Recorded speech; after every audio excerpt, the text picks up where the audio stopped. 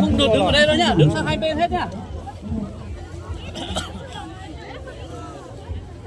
Đứng sang hai bên đi, đứng ở dưới này nhá. Chiếu về không? rồi. Ai tốn tên không? Tốn tên còn chút kìa không ạ?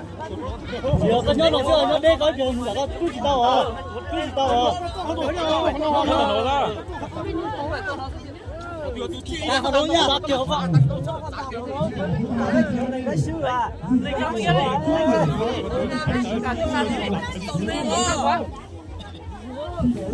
Lịch đây chưa? Kia có đọc thơ tao cần tạc kiểu không? Rồi biết đâu tao nó mơ. Quyết định con luôn. Tao biết chơi tụi xin lỗi từ tỏ lúc theo à thì là sư ấy tốn thế số kéo là sẽ bị đội anh nhá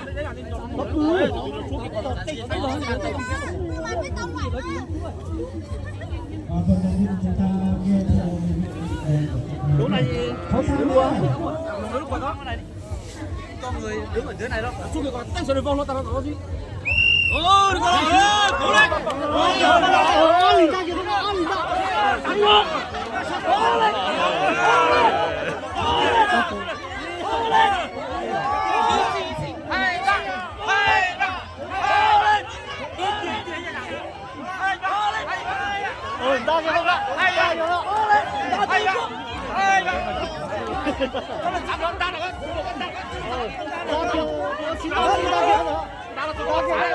lên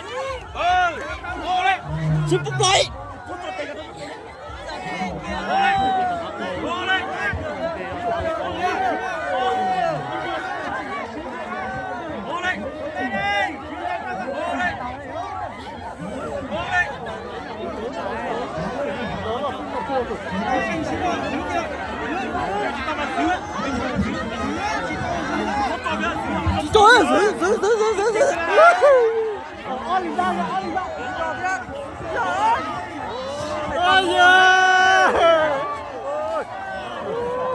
chị tao lừa nữa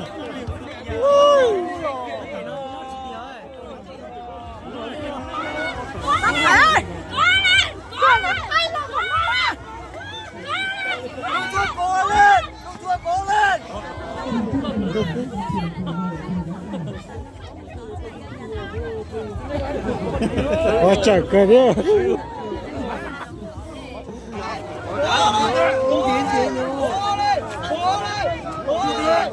Chị đó gì mà đôi chút gì chút.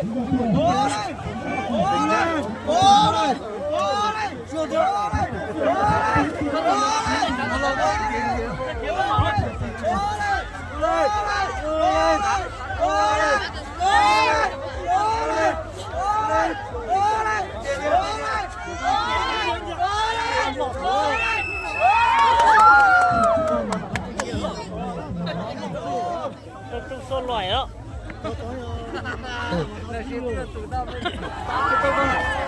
Để lọt để đấy.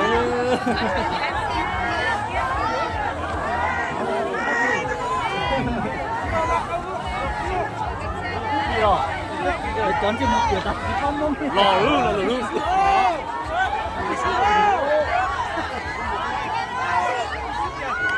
Rồi.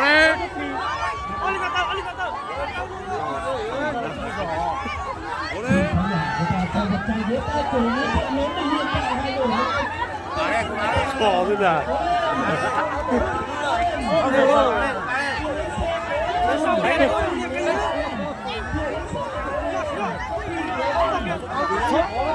Thôi thì thằng con kia mà cháu, thằng con lò sư nữa. Ôi nhập rồi, cái gì ngoài rồi nhá, không được không?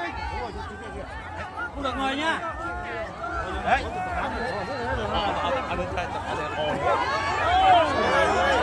Cố lên. Cố lên. Đây phát đây đấy. Cố lên.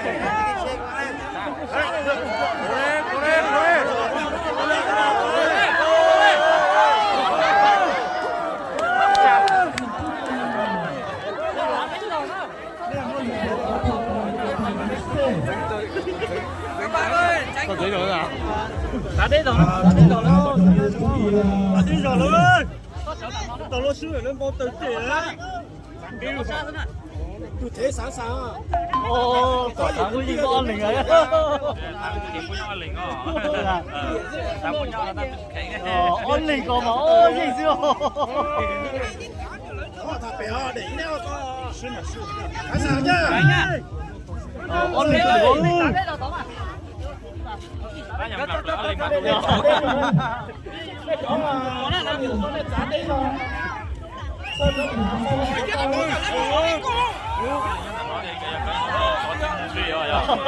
Tặng luôn.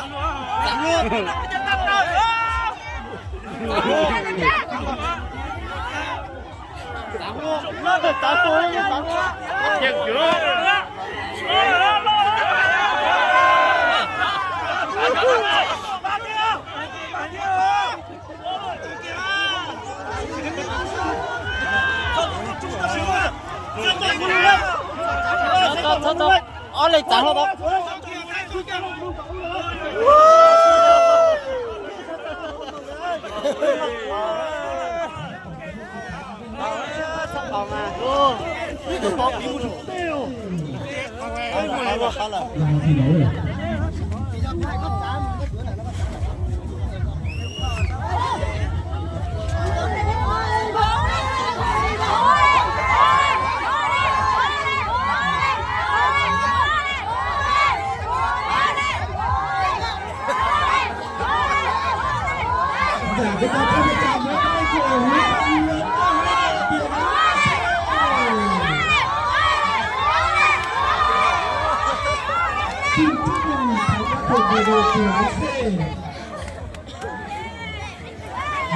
Cột lòng lẻo để kia trọng tài thổi còi là sẽ bị cấm rồi.